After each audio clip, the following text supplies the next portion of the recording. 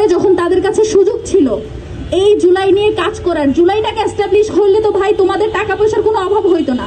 জুলাই নিয়ে যদি কাজ হইতো, জুলাই যদি বেঁচে থাকতো, জুলাইরে যদি তোমরা সমুন্নত করে রাখতে পারতা, তোমাদের টাকা পয়সার তো কোনো অভাব হইতো না। এই জুলাইটাকে বাঁচিয়ে রাখার বদলে তারা ব্যক্তি স্বার্থ চিন্তা করেছে। এখন বললে অনেক খারাপ হয়ে যাবে, কিন্তু আমি নিজে সাক্ষী। জুলাই পরবর্তী সমন্বয়কের তালিকা ছিল সম্ভবত 175 জন। সেই 175 জন সমন্বয়কের তালিকা হুট করে হয়ে গেল 300 থেকে 400। কয়েক মাস পরে সেটা হয়ে গেল 1000। ঠিক যেভাবে এই আওয়ামী লীগ সরকারের আমলে 10 থেকে 15,000 হুট করে আওয়ামী মুক্তিযোদ্ধা বেড়ে গেল, জুলাইয়ের পরপর যখন বাংলাদেশ স্বাধীন হয়ে গেল আমরা দেখলাম যে সমন্বয়কের সংখ্যা হুড় হুড় করে বাড়ছে। এবং এই সমন্বয়কেরা কি করেছে? তারা এলাকায় এলাকায় টেন্ডার নিয়েছে, তারা নিজেদের ব্যাংক অ্যাকাউন্ট গুছিয়েছে, একই সাথে তারা কি করেছে? বিদেশে তাদের বিভিন্ন ব্যবসা বাণিজ্য শুরু করেছে।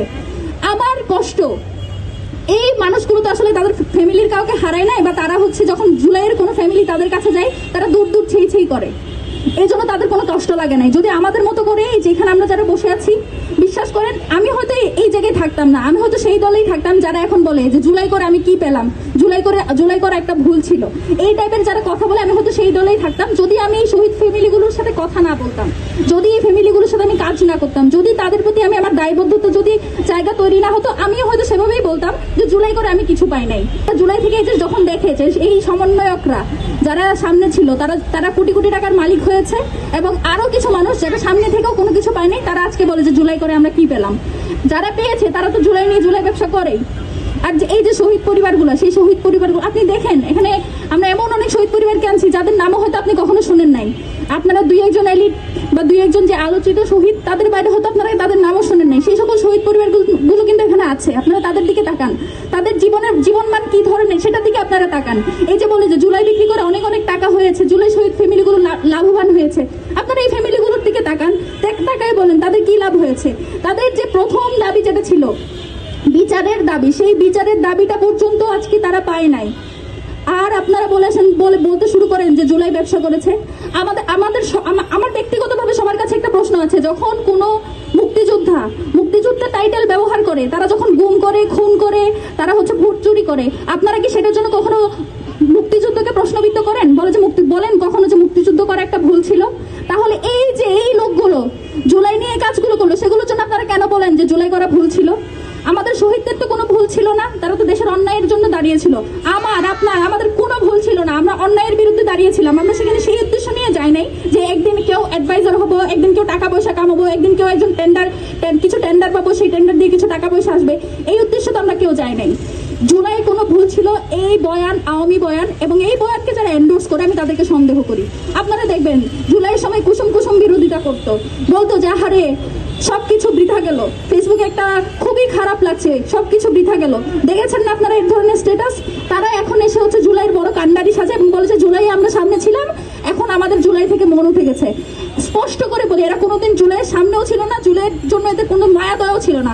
এরা শুধুমাত্র পিআর প্রেসারে নিজেদের চাকরি, নিজেদের এই যে জনগণের প্রতি যে জনগণ তাদের প্রতি যে প্রত্যাশা করে, সেই প্রত্যাশার দায় থেকে ছোট করে বিন্দু মাত্র যে অবদান রেখেছিল সেটা নিয়ে আজকে ধরো জুলাই স্টেক হোল্ডার সাজে। আর জুলাইয়ের সত্যিকারের যে স্টেক হোল্ডার পরিবারগুলো, এই যে শহীদ পরিবারগুলো সামনে বসে আছে, তাদের জীবনমান যেমন ছিল এখনো তেমনই আছে। আর এই যে জুলাই নিয়ে যারা ব্যবসা করেছে তাদের জন্য আমাদের জুলাই ছোট হয়ে যায় না, তাদের জন্য আমাদের জুলাই খাটো হয়ে যায় না।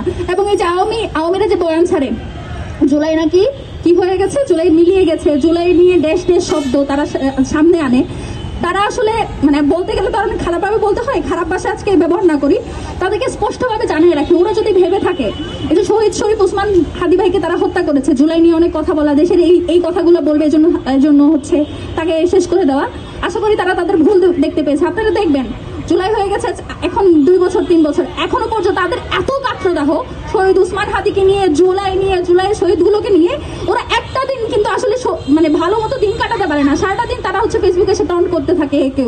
এটা থেকে এটাই প্রমাণিত হয় যে তাদেরকে আমরা যে প্রতিরোধটা গড়ে তুলেছিলাম, তাদেরকে যেভাবে আমরা পতন করে দিয়েছিলাম, সেই পতনের তাদের যে পীড়া, সেই পতনের যে ব্যথা, সেই ব্যথা এখনো তাদের কমে নাই। এবং আমরা যতদিন বেঁচে আছি, শহীদ উসমান হাদির সহযোদ্ধারা যতদিন বেঁচে আছে, বাংলাদেশে জুলাইয়ের হয়তো অনেক শহীদ হয়ে গেছে, কিন্তু শহীদ ফ্যামিলি কিন্তু গুলোতে 2 জন 3 জন 4 জন 5 জন করে মানুষ আছে। এই মানুষগুলো যতদিন বেঁচে আছে ততদিন পর্যন্ত ওরা যাতে আর জীবনে কোনোদিন বাংলাদেশে ফিরে আসার স্বপ্নও না দেখে, স্বপ্ন তো দূরে কথা, তারা যাতে দুঃস্বপ্নও না দেখে, কারণ এই ফ্যামিলিগুলোর